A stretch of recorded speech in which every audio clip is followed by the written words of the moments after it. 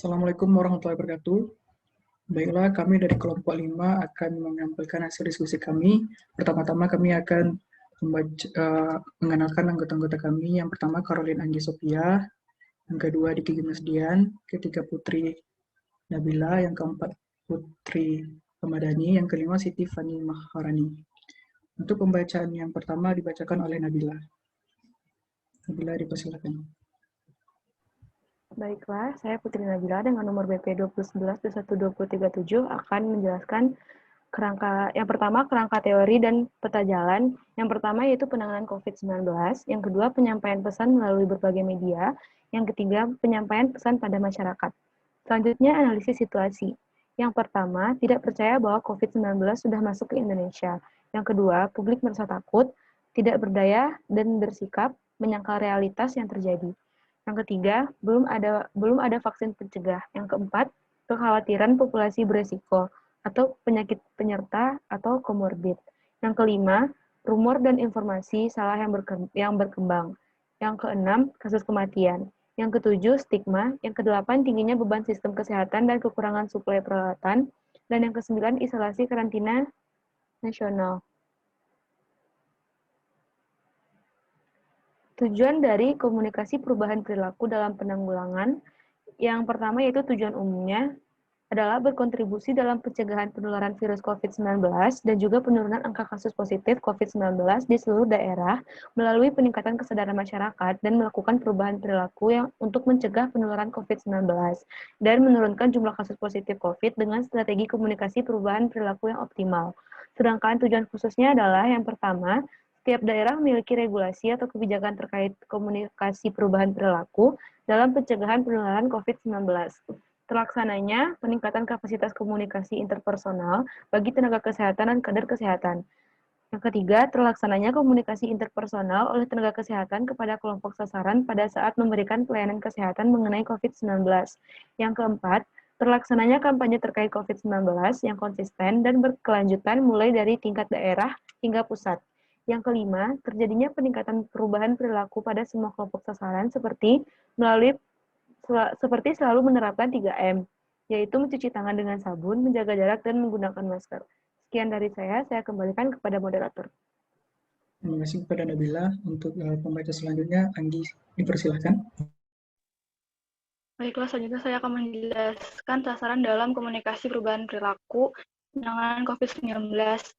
Yang pertama adalah sasaran primer, yaitu semua orang yang tinggal di kabupaten atau kota yang sudah atau belum memiliki kasus konfirmasi positif COVID-19, termasuk ibu hamil, ibu menyusui, induk lansia, dan pasien dengan penyakit penyerta seperti misalnya hipertensi, diabetes, paru-paru, dan demam berdarah.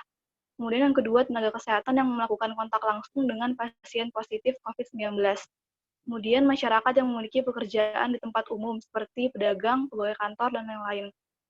Yang kedua adalah sasaran sekunder, yaitu petugas puskesmas dan kader kesehatan, ormas, tokoh masyarakat, dan tokoh agama, mitra kerja Kementerian Kesehatan, yaitu petugas keluarga berencana atau PKB, kader posyandu, fasilitator program Keluarga Harapan atau PKH, relawan desa Kementerian Dalam Negeri atau Kemendagri, dan Kemendes, kader ormas, Saka Bakti Husada, dan bidan yang langsung berhubungan dengan kelompok khalayak utama. Yang ketiga adalah sasaran tersier, yaitu pengambil kebijakan seperti pemerintahan daerah, yaitu desa, kabupaten atau kota, provinsi dan pusat, dunia usaha dan media massa. Next. Selanjutnya adalah saluran komunikasi pencegahan COVID-19. Yang pertama ada media cetak, merupakan saluran komunikasi yang paling banyak digunakan untuk mencegah penularan COVID-19. Bentuk komunikasi media cetak seperti buku KIA, poster, dan leaflet. Kendalanya di antara lain, belum terdistribusi secara merata. Yang kedua, menggunakan bahasa Indonesia, sehingga sulit dipahami masyarakat yang masih memakai bahasa ibu. Sarannya, butuh materi cetak yang lebih kreatif dan kontennya sesuai dengan konteks lokal. Yang kedua, diproduksi secara mandiri oleh daerah sehingga memastikan distribusi lebih baik kepada kelompok sasaran. Yang ketiga adalah media audio dan audiovisual. Media audio dan audiovisual terkait pencegahan COVID-19 sudah dilakukan berbagai media elektronik, tapi terbatas pada topik tertentu saja. Audiovisual menjadi sasaran penyampai pesan yang efektif, terutama untuk masyarakat yang belum bisa baca tulis. Adapun kendalanya yaitu belum ada materi audiovisual khusus tentang COVID-19. Yang kedua, produksi audiovisual terbatas pada masa kampanye saja.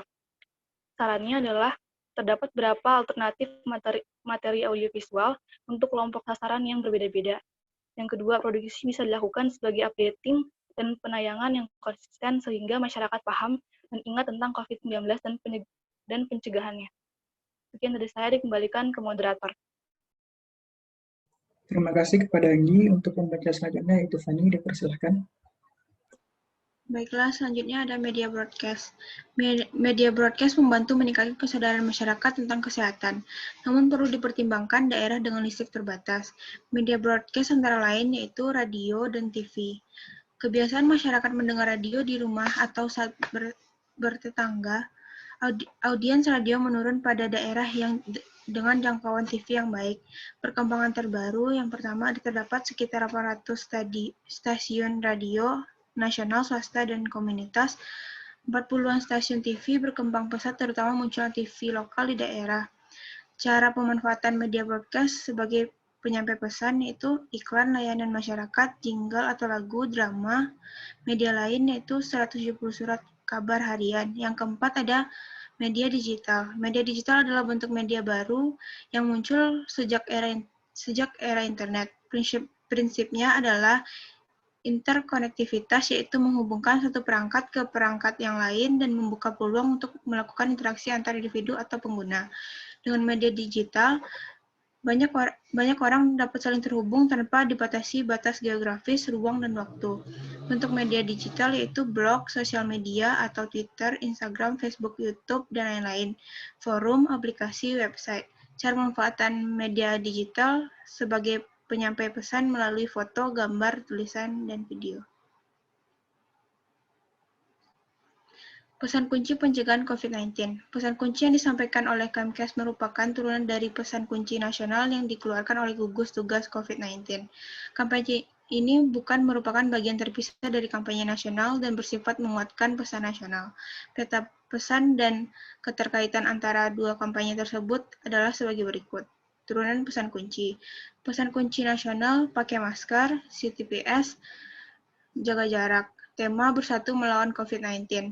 Pesan gugus tugas COVID-19, cuci tangan, masker untuk semua, tidak mudik, jaga jarak di rumah aja. Penurunan risiko, jaga jarak, etika, batuk, CTPS, bijak pakai masker, tidak mudik, di rumah aja, stigma, beribadah di rumah, nutrisi, olahraga, OTG atau ODP atau PDP, komorbid, dan seterusnya. Pesan penting, tidak mudik, tidak piknik, rapid test, OTG, ODP, PDP, pemakaman, dan lainnya sesuai update. Jika ada gejala atau PSBB, tidak keluar rumah, tidak berkumpul, hubungi Puskesmas.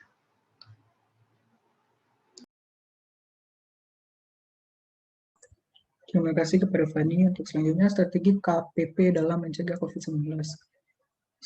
Strateginya seperti yang digambar. Fokus dari rencana komunikasi ini adalah pada kegiatan pemberdayaan masyarakat dan peran serta masyarakat PSM sebagai ujung tombak dalam memastikan bahwa norma sosial dan kewaspadaan individu meningkat. Strategi KPP dalam mencegah COVID-19, peta dan strategi dan pesannya dari samping. Selain peran serta masyarakat, strategi komunikasi perubahan perilaku ini menggunakan pendekatan komunikasi massa agar bisa menjangkau kelompok sasaran secara luas dan cepat. Kegiatan persebaran informasi disalurkan melalui media sosial sehingga diharapkan dapat menyentuh dan mempengaruhi sikap, opini, dan menciptakan lingkungan yang mendukung pada terjadinya perubahan perilaku. Untuk pembacaan selanjutnya dibacakan oleh Putri. Kepada Putri, persilakan. Baik, saya akan melanjutkan materi tentang mentoring dan evaluasi. Menteri Koordinator Menko Perekonomian sekaligus Ketua Komite Penanganan COVID-19 dan Pemulihan Ekonomi Nasional Airlangga Hartarto mengatakan monitoring dan evaluasi penanganan pengendalian COVID-19 akan dilakukan secara kedaerahan atau intervensi berbasis lokal Monitoring dan evaluasi ini dilakukan untuk menurunkan angka kematian dan meningkatkan angka kesembuhan. Dalam hal ini, pemerintah melakukan monitoring dan evaluasi atas capaian dan realisasi program penanganan COVID-19 dan pemulihan ekonomi nasional PCPEN. Pemerintah juga menyarankan menerapkan strategi intervensi berbasis lokal dan pembatasan berskala berbasis lokal baik di tingkat RT, RW, desa, ataupun kampung, sehingga kepala daerah bisa fokus pada penanganan pengendalian COVID-19. Next. Pada tingkat pusat, monitoring dan evaluasi dilakukan oleh Wakil Ketua Komite dan Kepala Satgas COVID-19, yaitu Pak Luhut Binsar Panjaitan, di mana monitoring ini dilakukan melalui pemantauan PSBB. Pada tingkat daerah, monitoring dan evaluasi dilakukan oleh Kepala Daerah dan Satgas tiap daerah, misalnya manajemen penanganan maupun manajemen intervensi berskala lokal dan komunitas dalam penanganan pengendalian COVID-19 dan pemulihan ekonomi nasional, contohnya di Kepulauan Riau. Oke, baik, saya kembalikan ke moderator. Baik, terima kasih kepada Putri. Dengan berakhirnya pembacaan materi dari Putri, maka berakhir pula dari pembacaan hasil materi kami. Terima kasih telah menonton. Assalamualaikum warahmatullahi wabarakatuh.